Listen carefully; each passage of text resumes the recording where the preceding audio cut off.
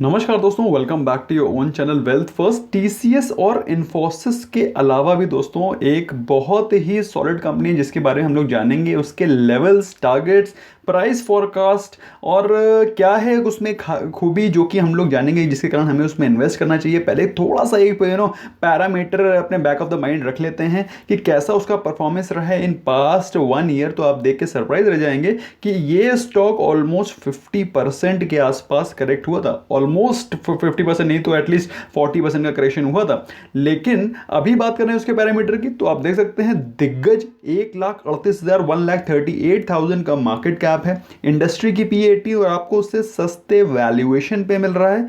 अगर बात करें उसके डिविडेंड यील्ड की, शानदार 2% की डिविडेंड यील्ड है। तो in all fronts the company is performing very well और हर एक शेयर आपको 33 रुपए कमा के देता है। तो this is the kind of performance this company has maintained. मैं भाई जिस कंपनी के बारे में बात कर रहा हूं उसका एक महीने में ऑलरेडी 7% का मुनाफा दे चुकी है। उसका नाम है HCL टेक्नोलॉजीज। जबकि सेक्टर ने दिए 6% के रिटर्न, सेंसेक्स ने दिए मात्र 3% के रिटर्न। तो आप समझ सकते हैं कि एक महीने में जो स्टॉक भागा है, स्पेशली आफ्टर Q4 रिजल्ट्स, तो आप समझ सकते हैं बहुत ही दमदार परफॉर्मेंस रही है। एक साल के बारे में बात करें, बहुत अच्छे से उसने आपके वैल्यू, आपके कैपिटल को प्रिजर्व किया है। ऑलमोस्ट 4.5% के आसपास, इन 4.26% टू बी स्पेसिफिक। आप देख सकते हैं कि एक साल में सिर्फ इतनी गिरावट हुई है, जबकि सेंसेक्स हैज फॉलन ऑलमोस्ट 16%। अगर बात करें हम लोग 3 साल की लंबी अवधि की, तो सेक्टर ने दी है 26-27% के रिटर्न, इसने भी 20% के रिटर्न दिए हैं, जबकि सेंसेक्स ने मात्र 3% के। तो almost you can see almost 7 times better returns than Sensex in longer run। थोड़ा सा अभी बात कर लेते हैं क्योंकि Q4 के रिजल्ट्स के बाद इसमें काफ़ी अच्छा मूवमेंट आया, क्योंकि Q4 के रिजल्ट्स एक्सपेक्टेशन से बेटर थे। भाई एक्सपेक्ट किया गया था कि there will be profit of it was expected कि there will be profit of 2905 crore, जो कि आया था 3154। तो भाई एक्सपेक्टेशंस को भी बीट किया उसने और अच्छे रिजल्ट्स को पोस्ट किया। इसके कारण इसके स्टॉक में अच्छा खासा मूवमेंट भी आया। और बात करें भाई रेवेन्यू ग्रोथ की, तो revenue had come at 18,590 crore और 16.3% YOY बढ़ के आया था। अगर बात करें इसके डील के एक्विजिशंस की, तो HCL Technologies $1.8 billion acquisition of business relating to IBM products was announced in December and consummated in Q2 financial year 20। तो दोस्तों ये एक बहुत बड़ा एक्विजिशन था, डील थी, जिसके कारण इसको बेनिफिट आगे भी मिलेगा। बात करें रेवेन्यूज़ की, तो रेवेन्यू ऑलमोस्ट फ्लैट थे, जो कि आया $2,543 मिलियन सीक्वेंशली मतलब क्या होता है, quarter on quarter, but up 11.7% YOY। तो दोस्तों ये भाई एक फ्लैट था रेवेन्यू में, performance was flat quarter on quarter, लेकिन year on year performance was very nice. अगर हम लोग बात करें ऑपरेटिंग मार्जिन की, जो कि बहुत इंपॉर्टेंट होता है स्पेशली IT इंडस्ट्री में, तो वो शानदार था। ऑलमोस्ट 20.9% था, which is almost close to 21%, जो कि exceeding the guided range of 90 to 19.5। तो जो एक्सपेक्टेशंस थी उससे बेहतर ऑपरेटिंग मार्जिन, बेहतर परफॉर्मेंस, बेहतर परफॉर्मेंस दिया उसने ऑन रिजल्ट के फ्रंट पे। तो क्या हमें इसको ले लेना चाहिए? लेने से पहले हमको इसमें थोड़ा सा एक जो नेगेटिव कमेंट्री थी, वो नेगेटिव तो नहीं कहूँगा, बल्कि मैं कहूँगा it was expected, but at the same time जो चीज़ उनको थोड़ा सा क्लैरिफाई करनी चाहिए थी, लेकिन वो क्लैरिफाई वो नहीं कर पाए, क्योंकि उन्होंने आगे का जो गाइडेंस था फॉर अगले फाइनेंशियल ईयर का, उसमें उन्होंने कोई भी क्लियर कट गाइडेंस नहीं दिया था। क्योंकि दोस्तों this is very uncertain times, और ये तो बिल्कुल ही माना गया है कि सभी की सभी IT कंपनीज के ऊपर नेगेटिव इम्पैक्ट पड़ सकता है इस कोविड का। इनके ऑर्डर बुक में कमी आ सकती है, लेकिन आप इन सभी को देखेंगे तो आप पाएंगे इनमें से सबसे सही विप्रो को अगर हटा भी देते हैं तो टॉप 3 में देखते हैं तो TCS 22 की P, इन्फोसिस क्लोज टू 17 की P, और ये आपको मिल रहा है 12 की P पे। डिविडेंड्स के बारे में बात करते हैं तो आप देखिए 1.74, 2.68 एंड 1.17, तो तीनों की तीनों 1% के ऊपर की डिविडेंड यील्ड देती हैं।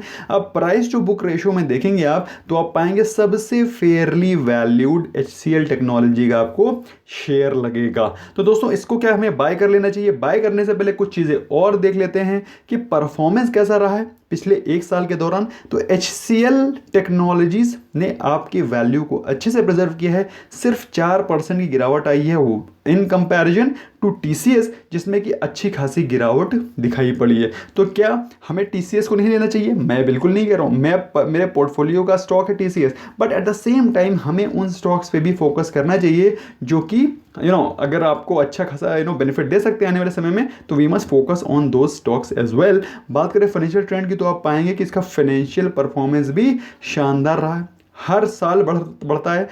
रेवेन्यू के बारे में बात करें, प्रॉफिटेबिलिटी देखिए 126, this is the kind of profitability which you are expecting from a company, जो कि आप इन्फोसिस TCS की लीग वाली कंपनी से आप एक्सपेक्ट करते हो। शानदार परफॉर्मेंस, शानदार रेवेन्यू, जो कि आप देख सकते हैं ईयर ऑन ईयर भी बढ़ रहा है। प्रमोटर होल्डिंग के बारे में बात करें, देखिए शानदार प्रमोटर होल्डिंग है, close to 61% as compare to various other companies, जिसमें कि आजकल प्रमोटर होल्डिंग्स काफ़ी ज़्यादा गिर चुकी हैं, बट इसने अपनी प्रमोटर होल्डिंग को काफ़ी अच्छे से मेंटेन करके रखा है। This is the date of March 2020। DIIs ने अपनी पोजीशन, अपनी होल्डिंग्स को बढ़ाया है। अगर FIIs के बारे में बात करें दोस्तों, तो FIIs ने भी अपनी होल्डिंग्स को बढ़ाया है, अदर पार्टीज ने भी अपनी होल्डिंग्स को मार्च के क्वार्टर में बढ़ाया है। तो ओवरऑल भाई ये इसमें इन्वेस्टमेंट बढ़ रहा है, सभी लोग बुलिश हैं, लेकिन अभी क्या हमको इस प्राइस पे ले लेना चाहिए? मेरा मानना है दोस्तों कि ये स्टॉक यहाँ से थोड़ा सा करेक्शन दिखा सकता है, there is no doubt about it. In fact सारी की सारी IT इंडस्ट्री पे इसका नेगेटिव इंपैक्ट पड़ेगा। तो आपको फोकस रखना है कि इसमें अगर करेक्शन आता है तो आपको इसमें बाइंग की अपॉर्चुनिटीज़ को ढूंढना है। तो भाई अभी कितना गिर सकता है? मेरा मानना है दोस्तों, as per me this stock can fall at least 8 to 10% from here if the things worsen. तो यहाँ पर 10% अगर आपको करेक्शन मिलता है, 50-60 रुपीज़ अगर कहीं गिरा मिलता है और आपको कहीं 460 to 475 के रेंज मिलता है, दोस्तों मेरे हिसाब से वहाँ से आपको बाय ऑन डिप्स की स्ट्रैटेजी को स्टार्ट कर देना चाहिए, because 460 is the fair value और यहाँ पर बहुत ही तगड़े सपोर्ट्स भी हैं। आप देख सकते हैं पिवट पॉइंट्स पे। पिवट पॉइंट क्या होता है दोस्तों, अगर आपको नहीं मालूम है, it's a very very important parameter to जज द ऑटोमेटेड मतलब रेडीमेड सपोर्ट एंड रेजिस्टेंस का वीडियो भी मैंने ऑलरेडी बनाया हुआ है। आप चाहेंगे तो यहाँ पर आपको लिंक भी आ जाएगा, you can go and have a look at the video as well. तो भाई HCL टेक्नोलॉजीज में अगर हम लोग बात करें उसके चार्ट्स पे, तो आप देखेंगे बहुत ज़्यादा बुलिश हो चुका है इस समय। इस समय खरीदने की राय बिल्कुल भी नहीं दूंगा, क्योंकि आप देख सकते हैं बॉलिंजर बैंड। भाई बॉलिंजर बैंड क्या होता है, I am sure you are aware. In case अगर आपको पता नहीं है तो ये बॉलिंजर बैंड का मैंने वीडियो सेपरेटली बनाया हुआ है। ये एक बैंड होता है जिसमें कि एक हर एक स्टॉक का एक स्टैंडर्ड डिविएशन होता है, हर एक स्टॉक का होता है। तो उसमें क्या है, ये एक बैंड होता है जो उसका लोअर स्टैंडर्ड डिविएशन दिखाता है किसी गिवन पॉइंट ऑफ टाइम पे, और ये उसका अपर स्टैंडर्ड डिविएशन दिखाता है, और ये होता है मीडियन। तो आप देख सकते हैं कि वो अपने मीडियन को छोड़ करके अपर बैंड की तरफ बढ़ चुका है, बढ़ के अब उसको क्रॉस भी कर गया है। तो वहाँ पे अभी मैं आपको फ्रेश बाइंग की राय नहीं दूंगा, लेकिन ऑन बैलेंस वॉल्यूम में आप देखेंगे वॉल्यूम मजबूत हो रही है, मनी फ्लो इंडेक्स बता रहा है स्ट्रेंथ पा रहा है। तो ये स्टॉक बाय ऑन डिप्स की स्ट्रेटजी भी आपको फोकस करना चाहिए। स्पेशली आप देखेंगे ये अपने मीडियन के ऊपर ही ट्रैवल कर रहा है। ट्रैवल कर रहा है मतलब उसको ब्रेक नहीं कर रहा, उसको ब्रेक करके नीचे नहीं आ रहा है। तो मीडियन का जो स्टेटस है मेरे हिसाब से 480-485 के रुपीज़ के आसपास आपको मिल रहा है। तो यहाँ से अगर टूटता है और इसके नीचे 460 to 485 is a perfect level to buy this stock for accumulation, आगे के एक्यूमुलेशन के लिए। अब देखते हैं भाई मूविंग एवरेज क्या बोल रहे हैं। जो ये पर्पल लाइन आपको दिखा रही है 20 moving average, red line is showing you 50 moving average, green line is showing you 100 and blue line is showing you 200 day moving average. तो आप देख के पाएंगे कि वो अभी अपने 200 और 50 और 20 मूविंग एवरेज के ऊपर ट्रेड कर रहा है। तो अभी क्या इसमें गिरावट आ सकती है? बिल्कुल आ सकती है, व्हाई नॉट। इनफैक्ट अगर वो 500 का जो लेवल है, बहुत बड़ा इसका सपोर्ट है भाई, उसको अगर तोड़ता है तो it can fall straight away to these support levels which are close to 465 470, जो कि मैं आपको प्राइस रेंज बता रहा हूँ। यहाँ से ये गिरेगा तभी ये ऊपर भागेगा। तो ये वो प्राइस रेंज है जो कि आपको फोकस करनी चाहिए एज पर मी। बाकी मनी फ्लो तो मैंने ऑलरेडी बता दिया कि इट काफ़ी स्ट्रॉन्ग दिख रहा है। MACD बता रहा है कि फिलहाल अभी ना बाय करो और ना सेल करो, इसको अपनी वॉच लिस्ट पे टॉप पे रखो, ताकि अगर कोई अपॉर्चुनिटी मिलती है तो दोस्तों ये स्टॉक आपको अच्छे खासे रिटर्न दे सकता है इन टाइम्स टू कम।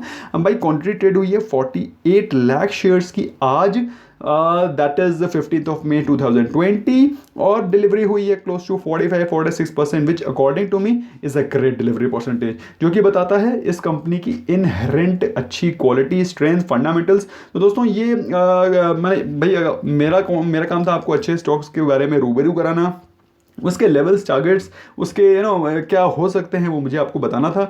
मेरे हिसाब से दोस्तों इस स्टॉक में एटलीस्ट 20% का पोटेंशियल है विद इन 6 to 8 मंथ्स। तो दोस्तों ये दीपावली के टाइम तक आपको एक कम से कम 650 के आसपास मिल सकता है।